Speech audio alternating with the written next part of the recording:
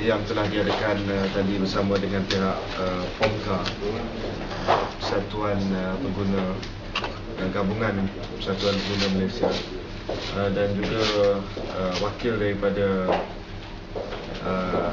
hypermarket membincangkan isu kenaikan harga barang, di mana kita sedia maklum setiap kali ada musim perayaan ada masalah dari segi kenaikan barang-barang perlu. Dan di sini kita setelah dapat pandangan daripada pihak POMCA dan juga daripada pihak kedai runcit besar ataupun kedai runcit hyper, kita dapati bahawa perkara yang paling pokok sekali adalah pendidikan kepada pengguna soal kenaikan harga barang, dan juga soal perundangan daripada pihak kerajaan dan penguatkuasaan. Dalam isu perundangan ini, kerajaan telah meluluskan akta persaingan pada sesi parlimen yang lepas, dan juga satu Suruhanjaya persaingan. Dan pada waktu ini kita harap kerajaan akan dapat melihat kepada setiap peringkat dari segi pembuatan ataupun supply chain, supaya persaingan itu wujud di setiap peringkat, bukan hanya di peringkat peruncitan, tetapi juga di peringkat pengedaran dan juga di peringkat pembuatan.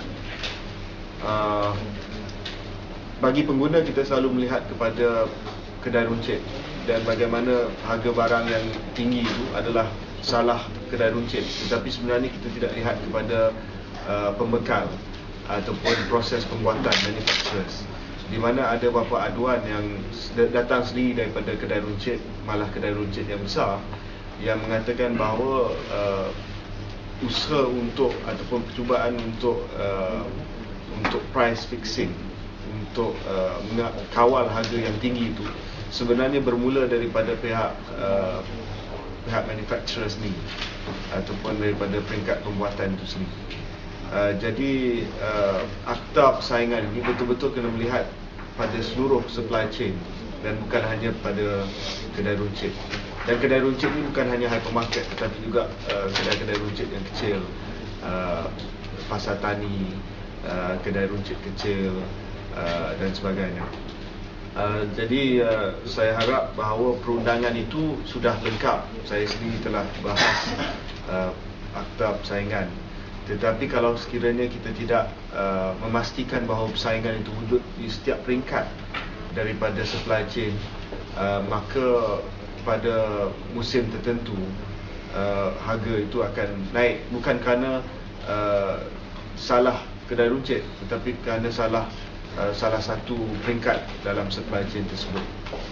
Yang kedua, mungkin dalam jangka masa yang panjang kerajaan perlu mengkaji semula sistem AP untuk beberapa barang-barang perlu. Sudah tentunya perkara ini ada pro dan kontra, tetapi ada setengah contoh barang perlu yang mana sekiranya AP itu dimansuhkan ataupun pasaran itu dibebaskan sedikit, maka kita dapat menjamin harga yang lebih rendah pada musim perayaan. Dan bukan saya kata AP itu salah satu-satunya sebab kenaikan harga barang, tetapi sudah tentunya antara sebab kenaikan harga barang adalah sistem AP yang mengawal supply kepada barang-barang perlu terutamanya pada musim perayaan. Jadi atas kesedaran itu, pihak Pemuda Barisan Nasional dan POMCA, kita akan menjalankan beberapa siri kempen kesedaran untuk pengguna pada masa yang akan datang. Mungkin selepas musim perayaan Hari Raya ni dah dekat dah. Mungkin selepas ini kita akan bersama dengan POMCA turun ke Padang, dan POMCA sudah pun menjalankan banyak siri kempen kesedaran. Tetapi Pemuda Barisan Nasional dengan user yang kita ada, hampir 100,000 ahli combine, jumlah ahli pemuda Barisan Nasional akan bersama dengan POMCA untuk mengedarkan risalah untuk turun ke pasar tani, untuk pergi kedai-kedai runcit, ke hypermarket dan sebagainya, untuk kita meningkatkan lagi kesedaran pengguna, dan untuk sama-sama kita promosikan beberapa laman web yang buat perbandingan harga,